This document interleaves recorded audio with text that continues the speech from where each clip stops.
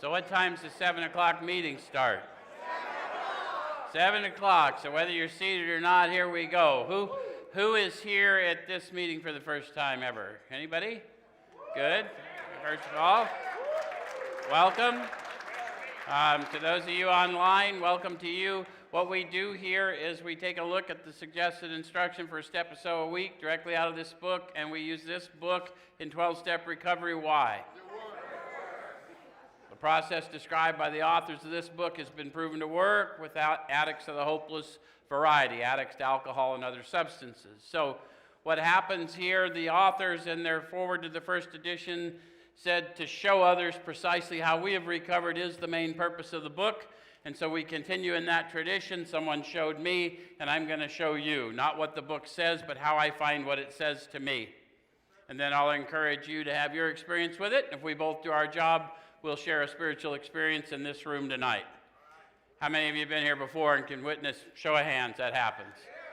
So those of you online, you can't see them, but they're raising their hand, the preponderance of them.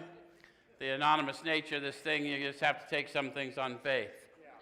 So tonight we're going to take a look at steps 5, 6, and 7. So you're going to find the instruction for that on chapter 6, page 72 of your book if you're following along.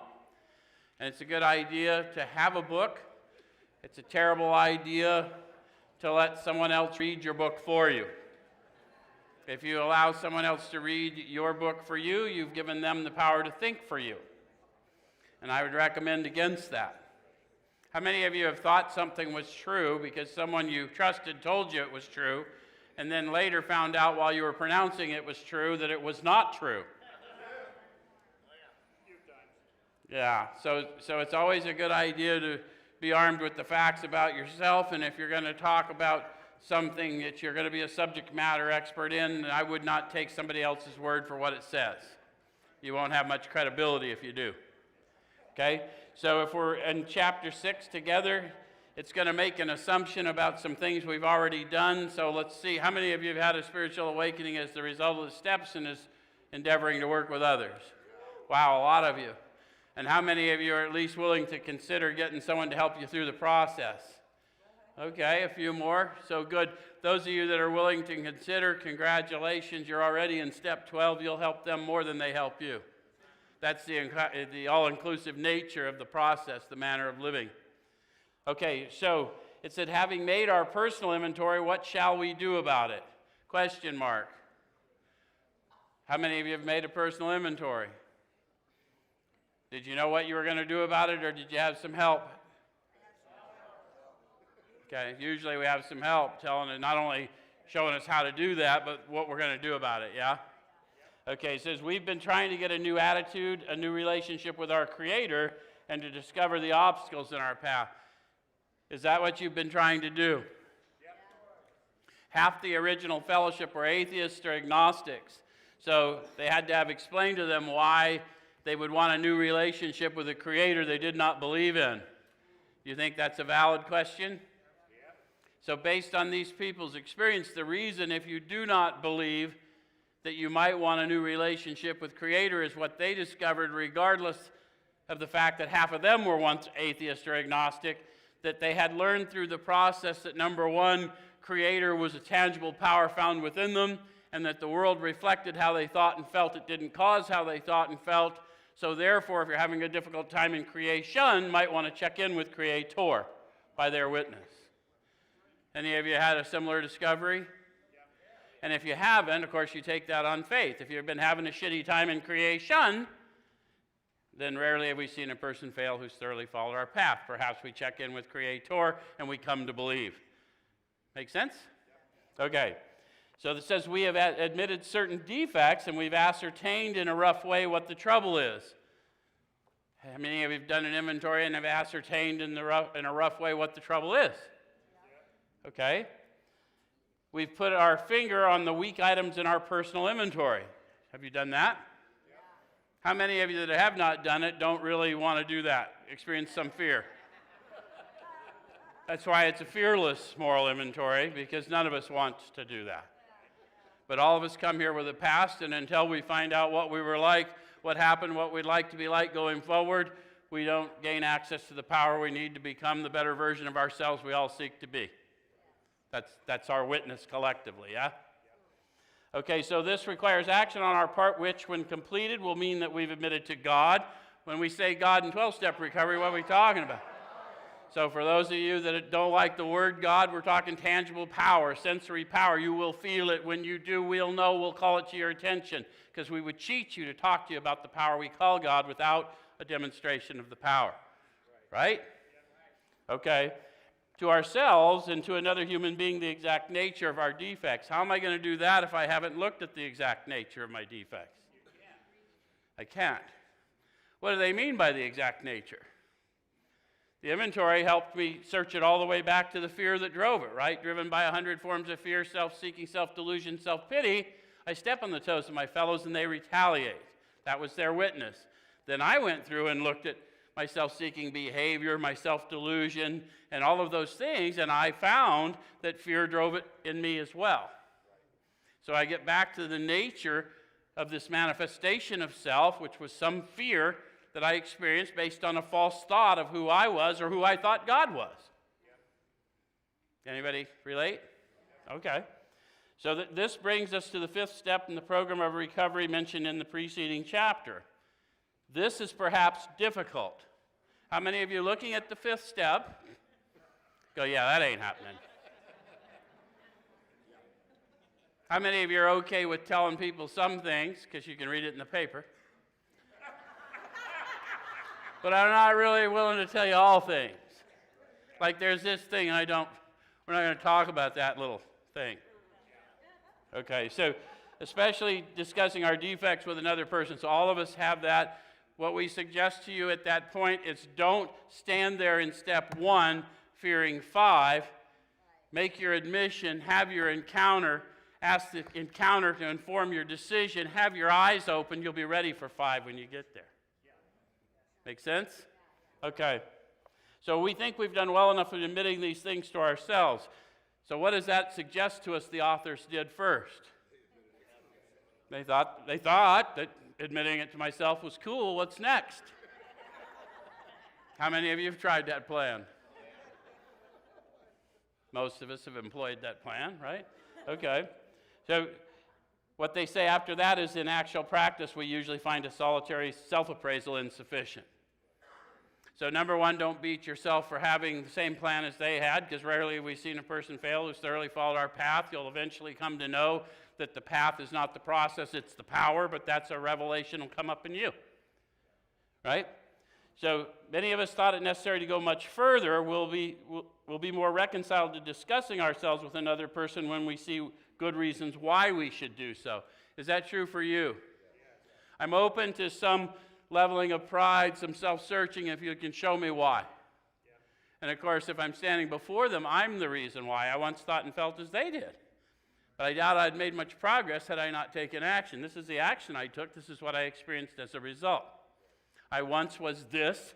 I had this encounter, and now I'm here to serve you. Does it make sense? It's evident, it's self-evident, but we've got to be armed with the facts about ourselves. Why I'm there. Why am I here? I am here to try and be the best version of me. I gain access to more power when I offer it to you. So it's insurance for me, salvation for you. Not a bad bargain. I've traded a hell of a lot of my life for less. Huh? Okay. So the best reason first, if we skip this vital step, we may not overcome drinking. So how many of you came here to overcome your addiction? Any of you online just resting? We got to get honest. Some of us come here just to rest sometimes, don't we? If I go there, they won't know where I am. I'll have all that time between here and there. Anyway, if I really do want to get over it for good and all, then I do not want to skip any portion of this, because this is where I come to know power, right? So time after time, newcomers have tried to keep to themselves certain facts about their lives.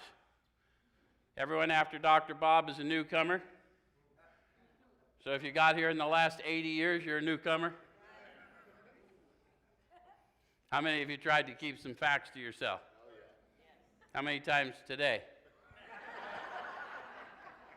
So a manner of living, right? Come on, I'm just talking about how you think about people.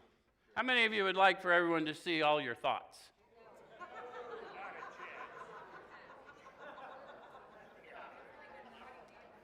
There went the sainthood. They ran, Sean. Okay. Trying to avoid this humbling experience, they've turned to easier methods. Almost invariably, they got drunk. Having persevered with the rest of the program, they wondered why they fell. Have you ever had that experience? You did everything you thought you needed to do based on what you were told, and still you ended up spun? Did anyone ever introduce you to the program versus the fellowship?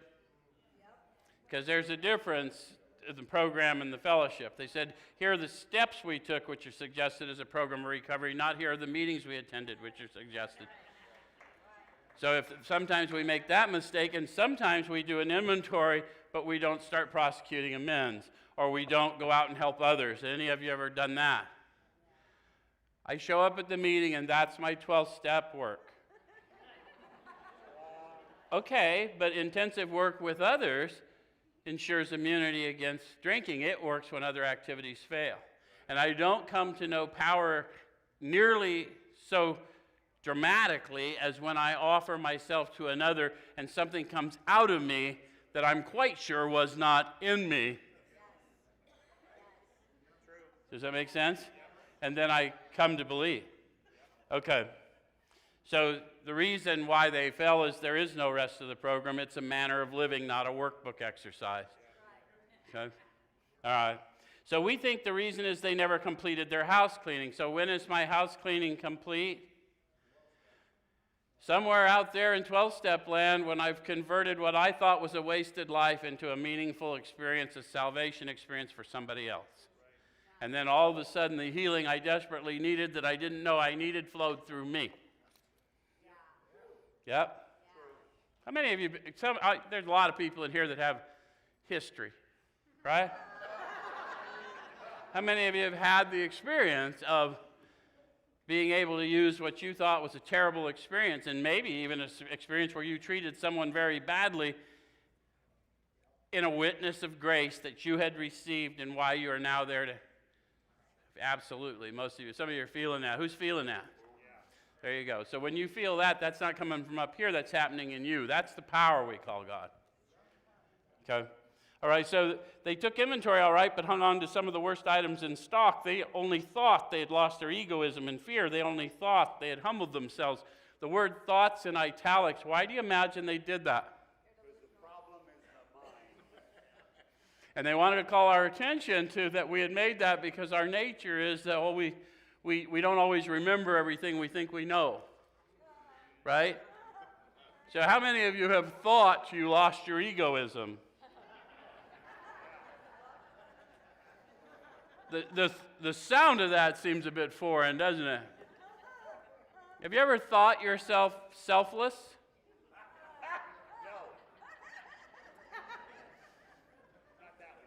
So we don't think or act our way into states of being. And people, we got books that tell us we can, and they tell us how, and they're all a lie.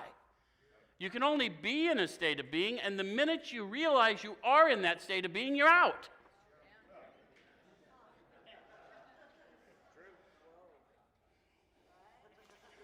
So this isn't a mental exercise, this is a spiritual exercise. My eyes have been opened. I now have a future in front of me that involves cleaning up my past, and I'm armed with the facts so that I can do so in a precise plan, and I'm armed with new power flowing in. Yeah? Okay. So it says they only thought they had lost their egoism and fear. They only thought they had humbled themselves, but they had not learned enough of humility, fearlessness, and honesty in the sense we find it necessary until they told someone else all their life story. The word all is in italics. Why do you imagine they did that? How many of you thought your life might end when you stopped doing drugs and running the game? Didn't really know there was an alternative until someone presented us with one, right? How many of you have learned that you're a new creation and there's a whole new story to tell, that your addiction is a calling, not a curse? So I'm not done telling all my life story until the last breath. I've agreed to give my last breath advocating for my brother or sister. So if you're breathing, you ain't done. And if you are done, quit sucking my air. Right? Okay. So more than most people, the alcoholic leads a double life. How many of you can relate to that? He's very much the actor. To the outer world, he presents his stage character. This is the one he likes his fellows to see. You guys got a persona that you like for people to hold of you? He wants to enjoy a certain reputation, but knows in his heart he doesn't deserve it. Now they're talking to us about the reality of spiritual battle within. How many of you have had a thought of how you wanted to hold yourself, but knew in your heart, sensory, I'm not that guy? How many of you experienced the fear of that? That they're going to find out, how do I get there, how do I cover it? So they're starting to talk to us about a conflict within us that we should become aware of, because when there's a conflict within us, I'm going to need a power greater than me to restore me through it, to restore the peace that I claim as my inheritance, yes? Any of you claimed peace as an inheritance and couldn't demonstrate it? Not without power greater than us, right? I know how I should behave. I also know how I think. Anyone else? Yeah, more than I'd like to admit. We just call it passion. He's passionate. The inconsistency is made worse by the things he does on his sprees. Any of you relate to that? So now there's a conflict going on within me, and now I'm out there making sure others are aware. Coming to his senses, he's revolted at certain episodes he vaguely remembers. How many of you have some vague remembrances? How many of you can't remember them? Drinkers are like that. No, I don't have any vague remembrances. I have no recollection whatsoever. These memories are a nightmare. He trembles to think someone might have observed him. As fast as he can, he pushes these memories far inside himself. He hopes they'll never see the light of day. Where's the power found? Deep down inside. Do you relate to that plan? Push it far inside yourself, never see the light of day? Oh, that's a terrible plan for someone who suffers from the terminal disease of addiction. Because the power is found within me, and I'm pushing pump and circumstance, whatever, right? Those things that they told me were obscuring my consciousness, worships, it's blocking me off from the sunlight of the Spirit. They're painting this picture for us, right, that we can relate to. He's under constant fear and tension. That makes for more drinking. Can you relate to that in your addiction? Everyone say, just calm down.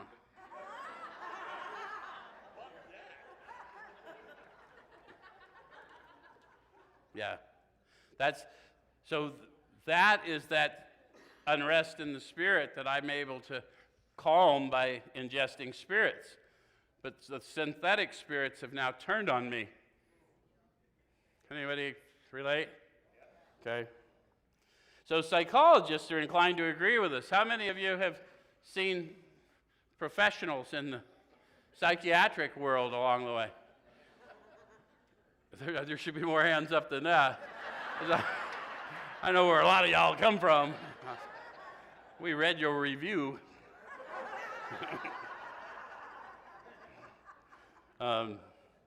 Anyway, let's see if we relate to this. Did you spend a lot of money, somebody's money, insurance money, the state's money, or maybe your own treasure on those consultations? Did you tell those professionals the whole truth? Did you follow their advice? Let's see what they said. We know but few instances where we've given these doctors a fair break. We've seldom told them the whole truth, nor have we followed their advice.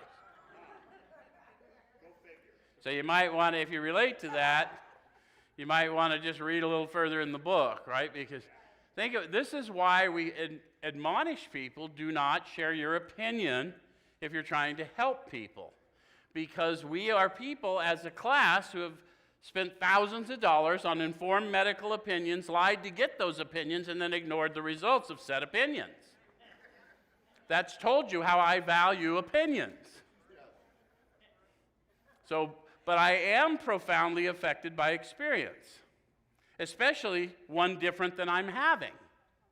How many of you, when you were really tore up and knew something had to be different, and you tried everything and were convinced there was no way for you, and then you met that person who said, I once was like you, and card for card it appeared they were, and there they stood, and we clean up reasonably well. And they thought, how'd you do it? Okay, so unwilling to be honest with these sympathetic men, we were honest with no one else. Small wonder many in the medical profession have a low opinion of alcoholics and their chance for recovery. Have any of you discovered that medical people sometimes don't believe you?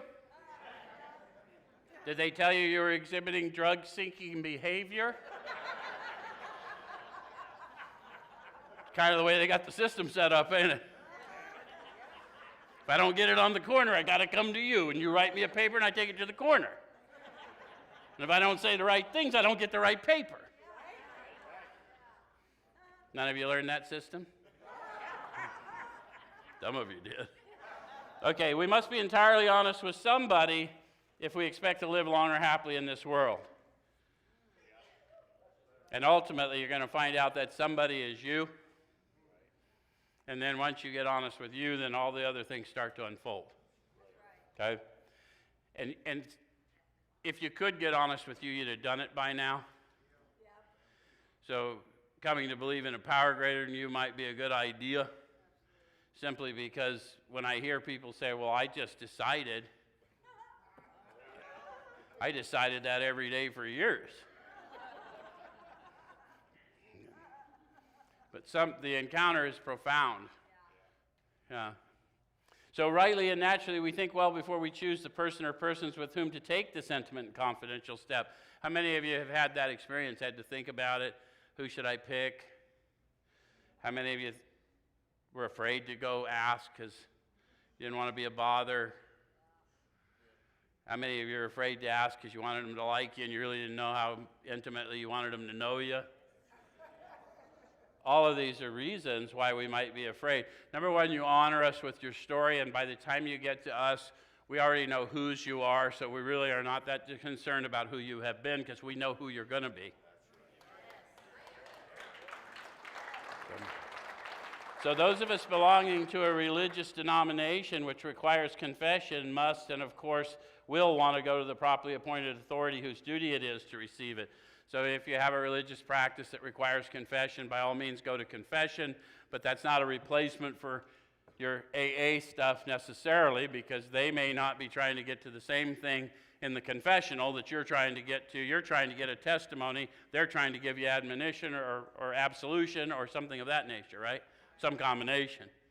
I don't need any of that. I need marching orders and power to carry it out, right? So though we have no religious connection, we may still do well to talk to someone ordained by an established religion. How many of you, many of us, if we've got pending charges or we've got something, we'll talk to someone because we know it's protected in the confessional. Any of you relate to that? Okay. So we often find such a person quick to see and understand our problem. Of course, we sometimes encounter people who do not understand alcoholics. How many of you have encountered people who do not understand alcoholics, drug addicts? My ex-wife. Your ex-wife. How many of you have encountered people who do not understand addicts in places that surprised you to encounter them? How many of you have encountered them in Alcoholics Anonymous? Because not everyone does our program. Not everyone's come to believe. How many of you encountered them in your church families? How many of you encountered them in your nuclear family? How many of you tried to help somebody and then got mad at them when they acted exactly like everybody in addiction acts? So let's just bring it home. Perhaps you don't understand alcoholics. Remember, I'm going to grow in understanding and effectiveness. That's why the as we understood him is always in past tense. It's not my understanding, it's God's understanding through me. And it's based on this ongoing revelatory spirit that I'm gaining access to. Okay, so if we cannot or would rather not do this, we search our acquaintance for a closed-mouth, understanding friend. So those of you who are helping people, taking people through the steps, that's what we're hoping to grow into, is a closed-mouth, understanding friend. How many of you would have to admit that from when you first got here to sometime after you've worked with a few people that you're probably more closed-mouthed and more understanding? Is that what you sought to be? Maybe not, because we didn't even know that was the specification, right? All I was trying to do is get free enough of me that I quit trying to kill me on a daily basis. But all of a sudden, I'm thinking of you instead of thinking of me, because I couldn't save me, but somehow I could offer something to you, and while I did that, it distracted me from killing me. It is complicated, and I could have figured that out after I had the right combination of chemicals, but I never did. So, what, none of you ever mixed a few to see if you get the perfect blend? Okay, so perhaps our doctor or psychologist will be the person that may be one of our own family, but we cannot disclose anything to our wives or parents which will hurt them and make them unhappy. We have no right to save our own skin at another person's expense. Such parts of our story we tell to someone who will understand yet be unaffected. The rule is we must be hard on ourselves, but always considerate of others. So understand what? Unaffected by what? We kind of want to look back at the step experience and what am I trying to grow in? I'm trying to grow in understanding and effectiveness. So what is my understanding? How many of you learned the facts about you and learned although selfish and maybe a little crazy, you had been sick rather than bad necessarily, right? How many of you, when you sat with another human who helped you with that, you learned that it was possible for humans to do things for you without expecting anything from you? How many of you, once you had that encounter and felt the flow of the Spirit and someone pointed out to you, that is the power we call God, grew an understanding of what people were calling God when you knew it as power? Did that help your unbelief? Okay. So, notwithstanding the great necessity for discussing ourselves with someone, it may be that one is so situated there is no suitable person available. Do you think that's true in Phoenix, Arizona today? Yes, Maricopa County Jail. Sounds like the voice of experience. It's entirely possible that I may not want to tell the story if I can't protect the outcome.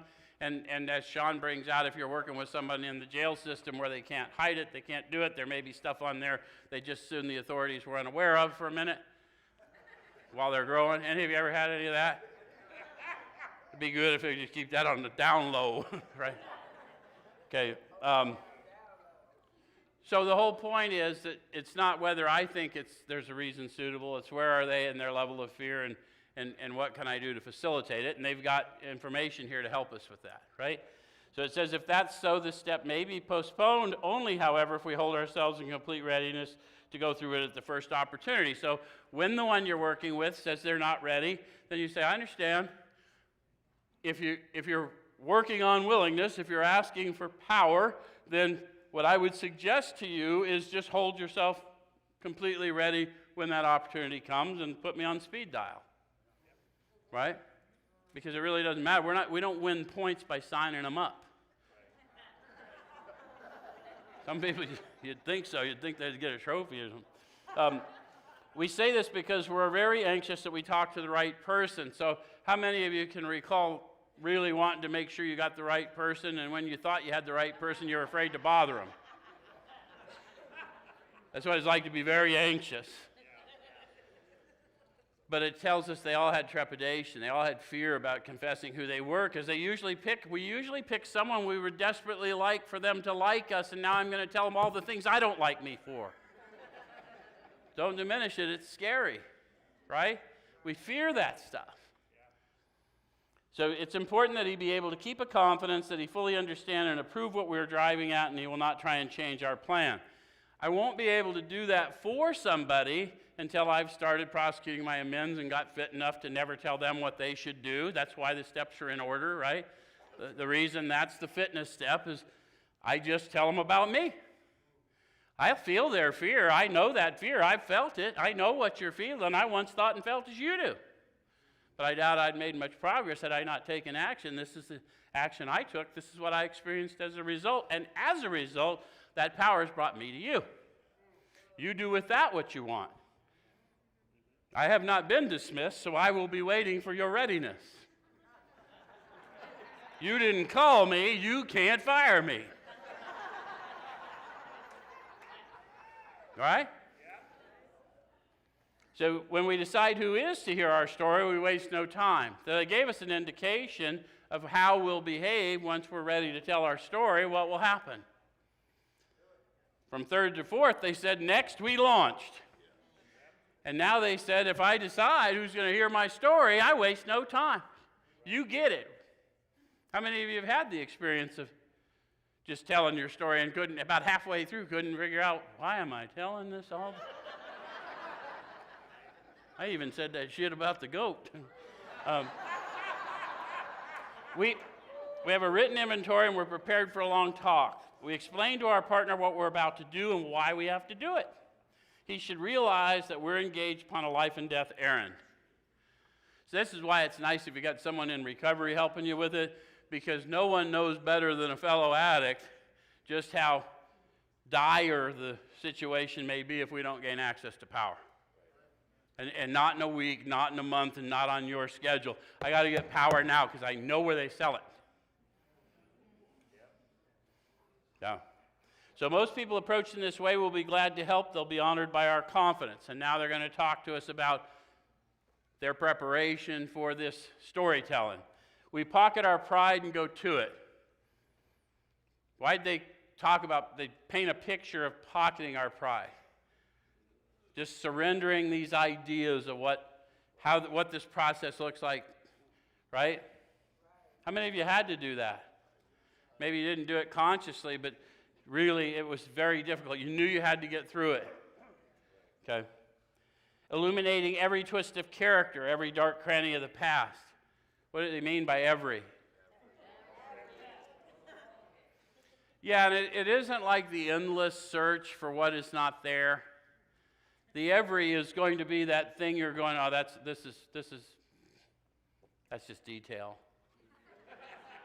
If it's occupying space in your mind, it's not going to take that long to talk about.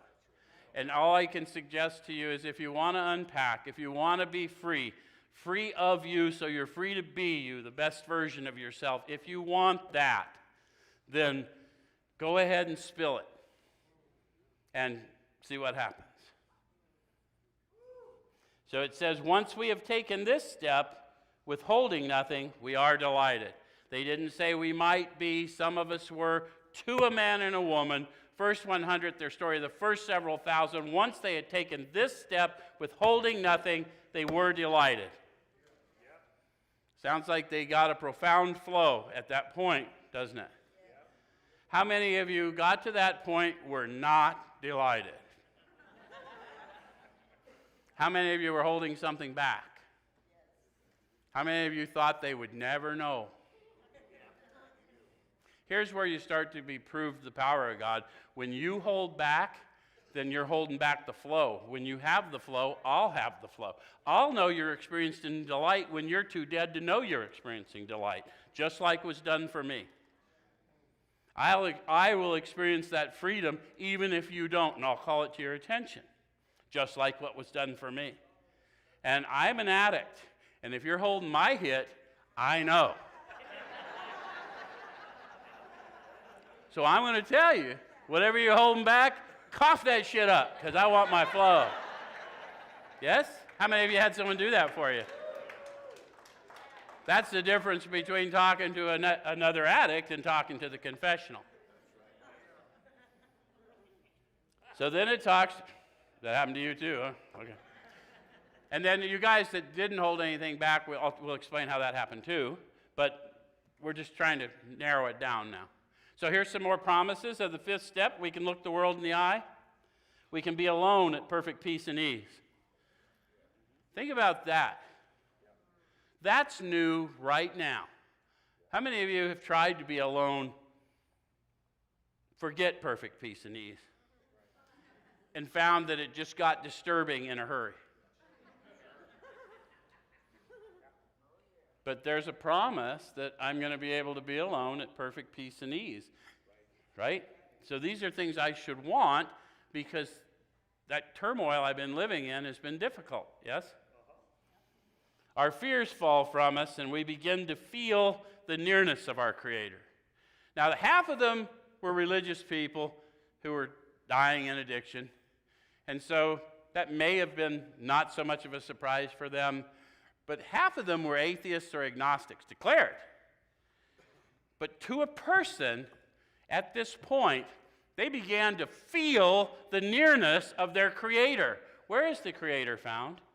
Deep down inside. Was it obscured? My consciousness, my awareness of being aware was obscured by calamity, pomp, and worship. My eyes have been opened to what that calamity was, what my pomp was, what my worships were. My eyes have been opened. I thought I'd be condemned, but I'm delivered, and I know it because I got the signature of the Spirit.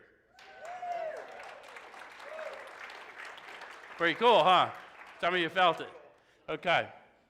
So they say, but we may have had certain spiritual beliefs, but now we begin to have a spiritual experience. So it's always new beginnings, but that profound washing of my soul is the power to walk into a new life.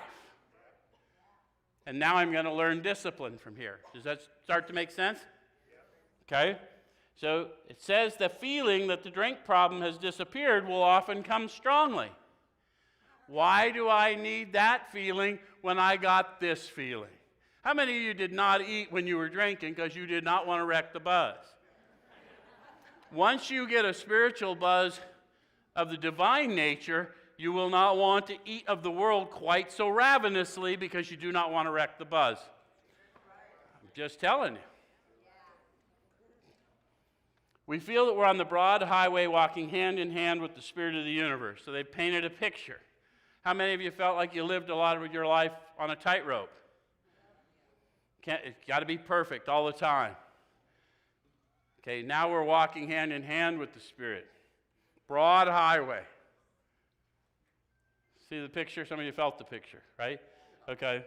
It's okay to be me. Maybe for the first time in my life, it's okay to be me, and since it's okay to be me, it's okay for me to let you be you. And I might even come to believe that I should let God be God. But check with me in a minute. Just in case this shit ain't happening on time, right? Okay. All right, so returning home, we find a place where we can be quiet for an hour. So that's pretty specific.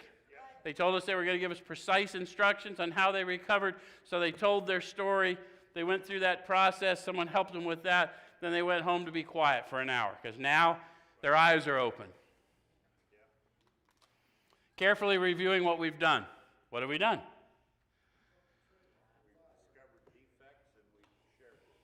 Shared with somebody else. And I got an opportunity to come clean or have a new revelation. Maybe I didn't hold back intentionally, but as I review what I've done, I see I should have said this too. Any of you ever had that experience? Okay. So then it says, after we've reviewed what we've done, we thank God from the bottom of our heart that we know Him better.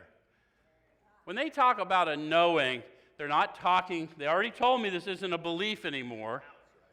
This is power. So I know God better because I stand in His grace, and I know it because I just disclosed all that I tried to kill myself over, and yet here I am with a life of purpose back in an hour.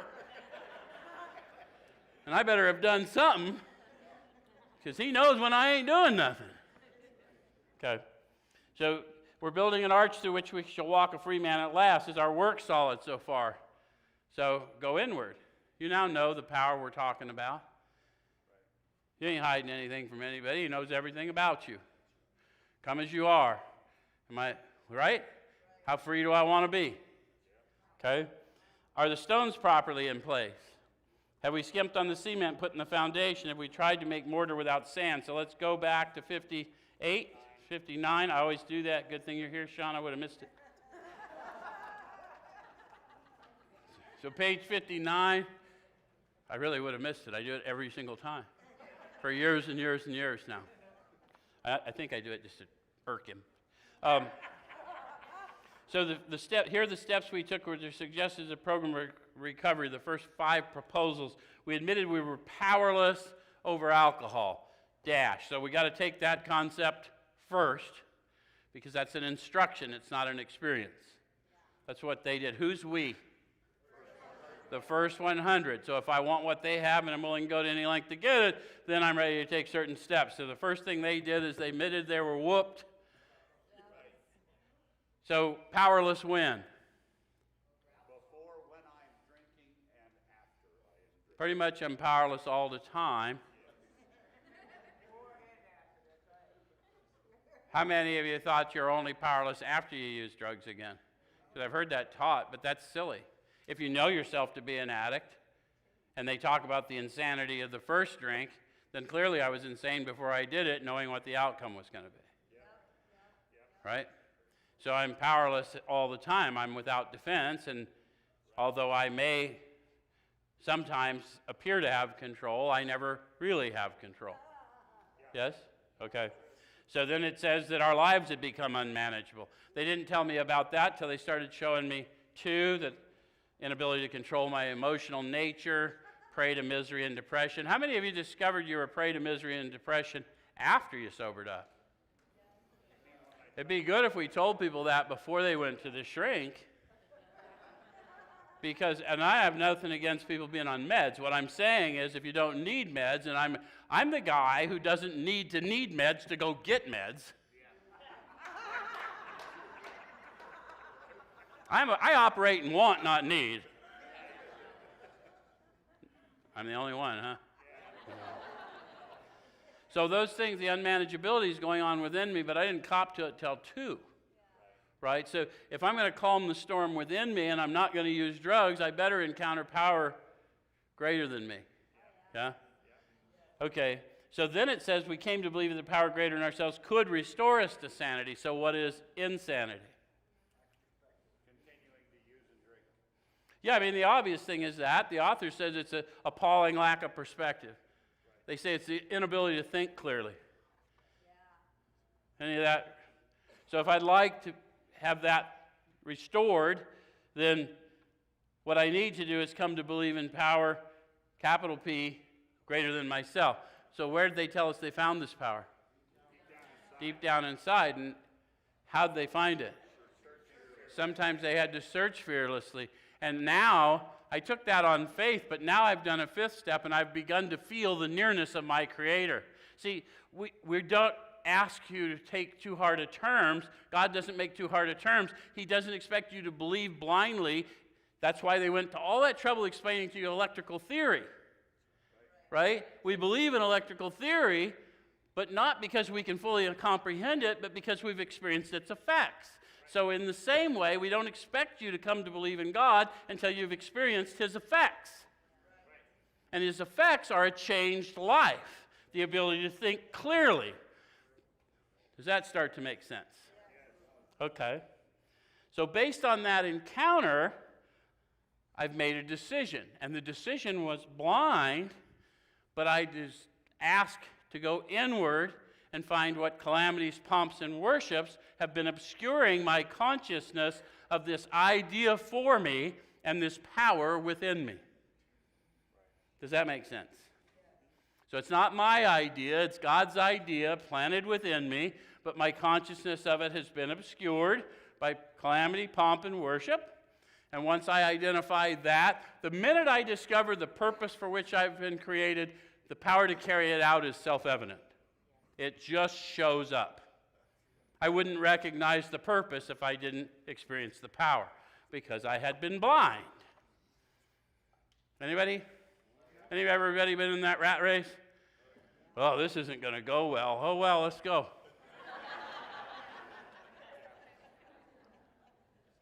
So it says we made a decision to turn our will and our lives over to the care of God as we understood Him. Who's we? The first 100. Do not believe the people who tell you this is a God of your understanding. That's where the main problem centers. They're telling you they once thought and felt as you did, but they don't think they'd have made much progress had they not taken action. They understood God to be power within, the cool wind of a mountaintop blowing through and through. The famous atheist Bill Wilson, at long last I saw, I felt, and I believe. So don't believe that you get to pick, you can pick anything you want. But if you want to get free of you, don't listen to the silliness in the rooms. Read the damn book. Their testimony, not mine.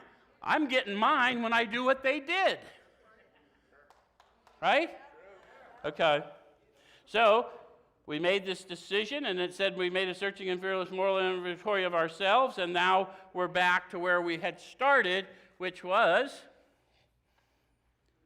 page 76. So are we ready? So if we can answer to our satisfaction, we then look at step 6. So can I answer to my satisfaction? I understand I've encountered power. I now got a sense that I'm going to make amends for harms done. I'm going to grow in conscious relation through prayer and meditation, and I'm going to seek to find people to help. Do I understand that's what I'm doing now? Okay? So we're ready to look at step 6 then. And it says we have emphasized willingness as being indispensable.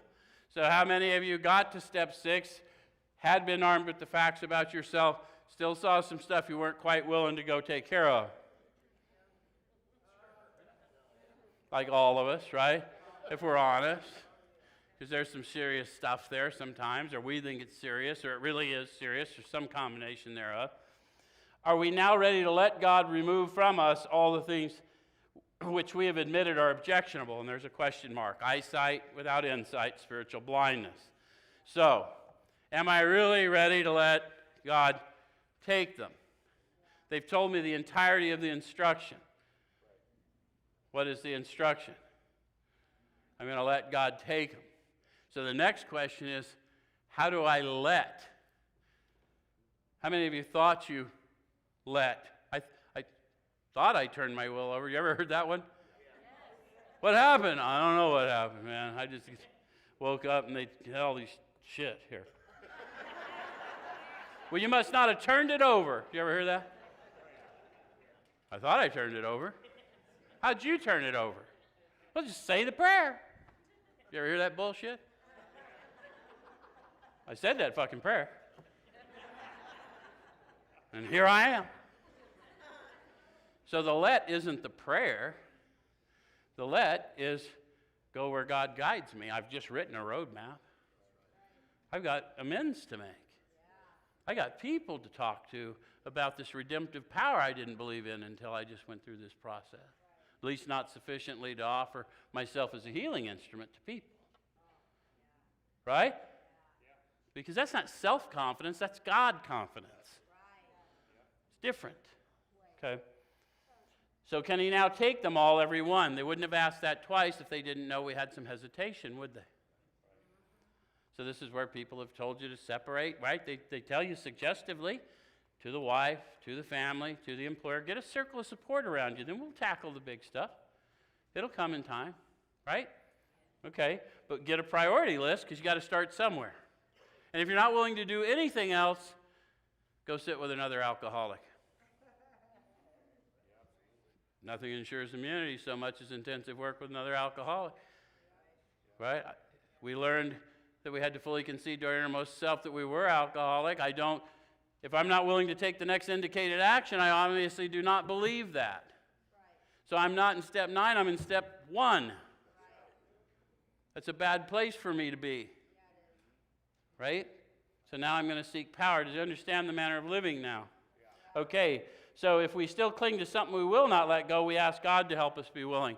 That's where they're telling us that willingness is divine power. If you had the power to quit or the power to decide, you'd have done it before you burned the whole fucking house down. True? So I'm going to need power, and now they're telling me this manner of living, I'm going to need to ask for that power. Not because God wants to be asked, God wants me to remember where it comes from. Yes? Okay. When ready, we say something like this. My Creator, I'm now willing that you should have all of me, good and bad? How many of you discovered that there was good in you? How many of you discovered that you did perhaps mistreat some people? How many of you in balance are now at least owning that and you're ready to go out and try and make some of that right? Okay, because that's the whole purpose, is to see what it looks like. I pray that you now remove from me every single defect of character which stands in the way of my usefulness to you and my fellows. Grant me strength as I go out from here to do your bidding. Amen. I want to call to your attention on the third step prayer, they did not put an amen, because I hadn't had my eyes opened yet, and God does not make too hard terms on those who earnestly seek. Until, some of you that study that other book, until Paul had his trip to Damascus and had his eyes opened, he had an entirely different view of the church of the way, meaning his fellow humans. And until we have had our eyes open to the part we've played in the role that is our life, we also have been blind. So at 7, I now need agreement, because this is where life starts. Until this moment, I was dead. Does that make sense? That other book does not differentiate between the ones we're burying and the ones digging the hole. Just want you to know. Okay? So we have then completed step 7. And there you have it. That is the launching pad. Next week we'll start looking at the 8 and 9.